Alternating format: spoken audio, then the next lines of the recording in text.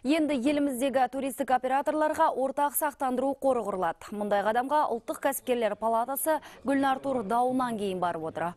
Қор жұмысын ұлттық палата үйлестіреді. Біз ешқандай оператор болмаймыз.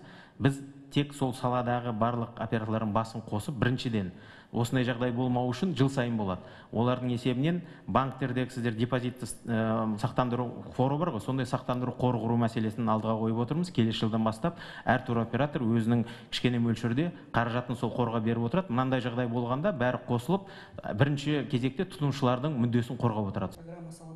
Бұдан былай жалған дәрі-дәрмек сатқан азаматтар қылмыстық жауапкершілікке тартылады. Бұл өзгертулер енгізілген қылмыстық кодексте анық көрсетілген. Денсаулық сақтау министрі Салидат Қайырбекованың айтуынша, бүгінде жалған дәрі-дәрмектің әлемдік айналымы артып 75 миллиард долларды құрап отыр.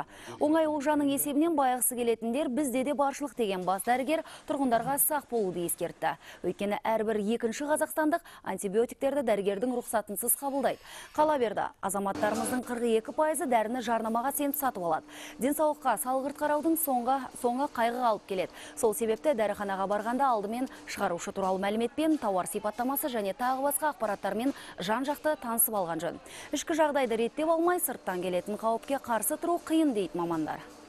Жалған дәрілік заттар айналымының 51% Азия елдерінде.